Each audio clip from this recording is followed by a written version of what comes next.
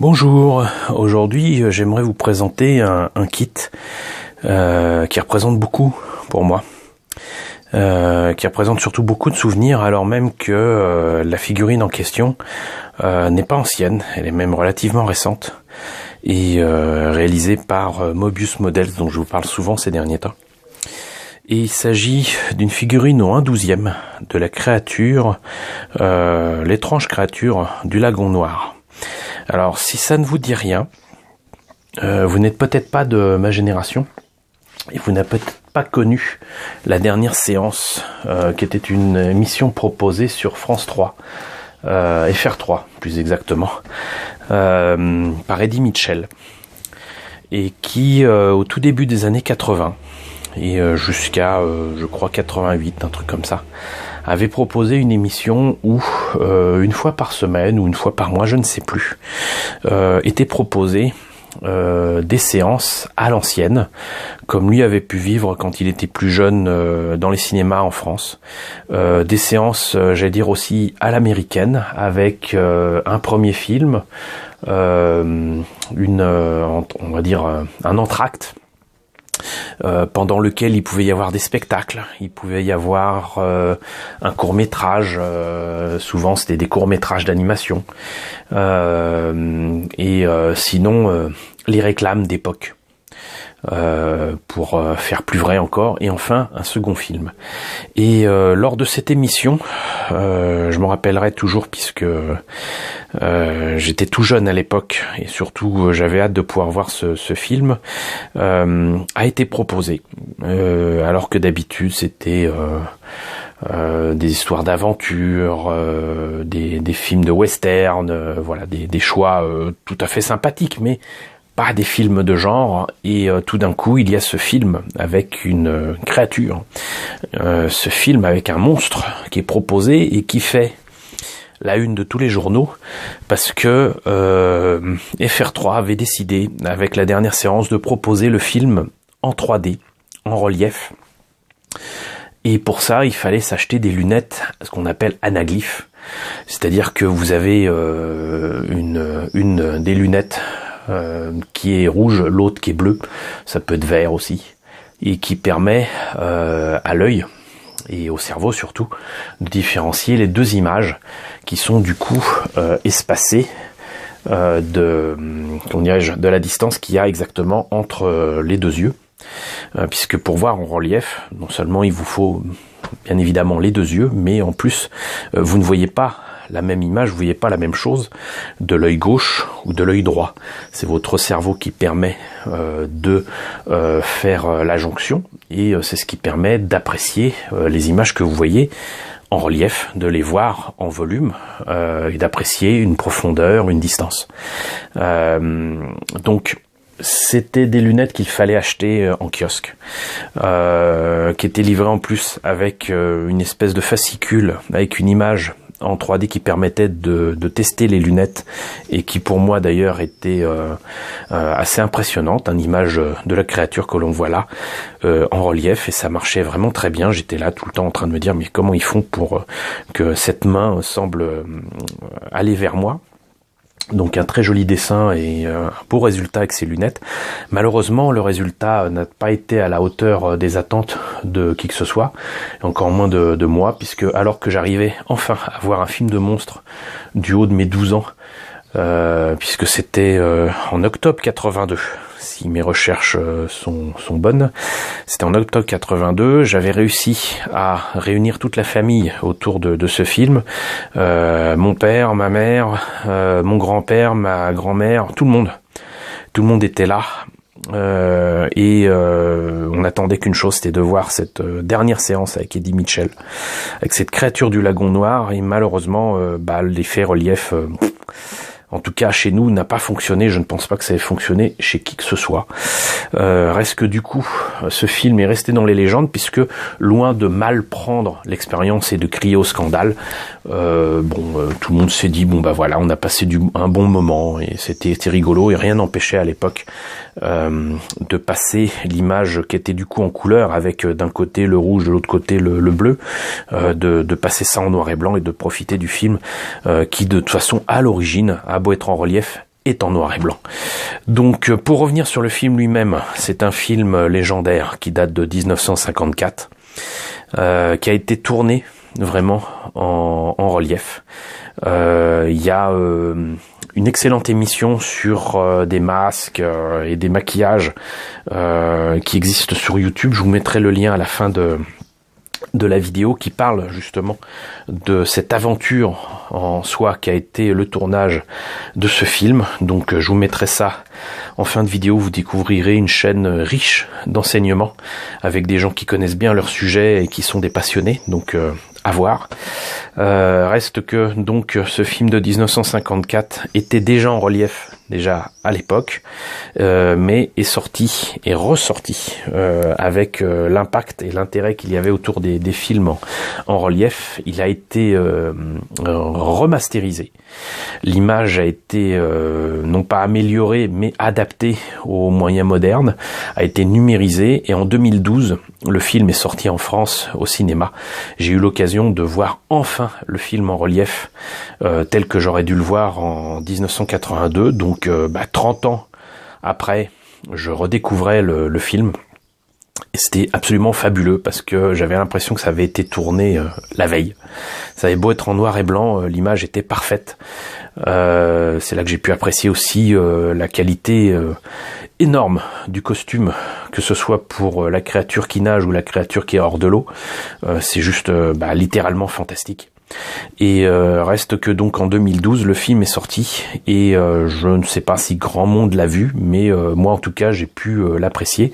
Et d'ailleurs entre temps j'ai pu retrouver les lunettes anaglyphes et le fameux papier qui était vendu en kiosque et que j'avais pu acheter avec mon grand-père. Et donc ça c'est quelque chose que je mettrai avec la maquette une fois que je l'aurai montée et peinte. Je pense que ça rappellera en tout cas en France pas mal de souvenirs aux personnes qui ont plus de 40 ans. Donc c'est quelque chose encore une fois d'assez spécial. Film légendaire, séance de la dernière séance de Eddie Mitchell légendaire, film en relief, grand monstre qui a rejoint le panthéon des monstres de la Universal et de voir de la Hammer. Et assez étrangement en fait c'est un monstre qui apparaît souvent dans les films de monstres, alors que les autres monstres sont beaucoup plus vieux. Je pense au loup-garou, je pense évidemment à Dracula, aux vampires, je pense à la momie. Ça c'est des vrais monstres de la Universal des années 30-40. Ce film date de 1954 et pour autant il a suffisamment marqué les mémoires pour que maintenant il fasse partie du panthéon de ces monstres sacrés, littéralement. Donc voilà pour présentation de cette créature du lagon noir. Donc un 12e, Moebius, qui avait proposé des kits, encore une fois classiques, avec les monstres classiques, avec là on le voit un petit médaillon présentant le monstre de Frankenstein. Un 12e, donc c'est pas bien grand. Voilà ce que c'est supposé donner une fois monté et peint. J'imagine qu'ils avaient certainement proposé une version qui brille dans le noir, puisque les vieux kits Aurora des années 50-60 proposaient souvent des kits de monstres comme ça, qu'il n'y avait pas à peindre et qui brillaient dans le noir. C'était quelque chose de très courant. Donc avant, arrière, c'est la même chose. Et sur les côtés, c'est la même chose. Donc on va voir ce que ça donne à l'intérieur sans plus tarder. Alors très peu de pièces, et puis des pièces pas bien grandes, hein, mais visiblement des pièces de qualité. Voilà ce que ça donnera une fois terminé. En fait, nous avons donc une créature en train de nager avec, pour simuler, comment dirais-je, la pesanteur toute relative de quelqu'un plongé dans l'eau. Merci Archimède, des poissons, des algues, des trucs comme ça, et tout est inclus dans le kit. Donc on commence bien évidemment par la créature avec les bras, la tête, le corps, auquel on aura rajouté les bras, mais bon, la notice comme d'habitude avec Moebius est assez étrange. Là on rajoute la tête, et enfin le socle. Alors c'est assez étrange parce que bon, ils ont beau dire que c'est un lagon, j'imagine qu'effectivement c'est un bras de mer et qu'il doit y avoir ce genre de choses, mais là on voit carrément un coquillage, une étoile de mer, une encre marine, des choses qu'à mon avis je ne vais pas mettre. Je rajouterai par contre très certainement des algues, telles que je me rappelle des scènes du film. Et là c'est bien, vous avez, comment on appelle ça, un claqueboard. Vous savez, ces trucs qu'on claque pour annoncer le début d'une scène avec le numéro de la scène, à quoi ça correspond, en début de bobine. Et dessus, vous pouvez rajouter apparemment ce truc-là, le décalco, pour dire créature du lagon noir. C'était en anglais, mais je pense que je m'arrangerai pour essayer de faire ça en français. Alors, qu'est-ce que ça donne à l'intérieur du sachet ? Alors, je vous parlais il y a pas très longtemps de la déception qu'avait été pour moi la découverte du kit Wave du VF4. Et là, vous voyez, il s'agit pourtant d'un kit classique chez Mobius. Les décalcos, c'est dans un sachet plastique. Et en plus de ça, protégé par un petit papier qui permet d'éviter que tout ça s'abîme avec le temps ou prenne l'humidité ou quoi. Donc voilà, ça, plus le sachet plastique, messieurs et mesdames de Wave, c'est le minimum syndical hein, depuis bien des années. Et donc là, vous voyez, vous avez différents logos à mettre en blanc, en vert. C'est vachement cool, hein, franchement, si j'ai moyen de... Non, il faut vraiment que je le mette en français. Si je le fais, il faut vraiment que je le mette en français, sinon ça va choquer les gens, ils vont pas comprendre. Mais voilà, ça c'est cool. Ensuite, on va commencer par la plus grosse pièce, à savoir la base. Donc vous voyez, coquillage, étoile de mer, bon. Même le rocher, je pense que je vais le reprendre. Alors, je pensais pas qu'il y aurait ça, mais ça, c'est certainement pour mettre les petites algues ici qui permettent de faire tenir le poisson. Là, vous avez l'encre marine dont je me passerai bien volontiers, à moins que ce soit vraiment dans le film. Je vois pas l'intérêt de mettre ça.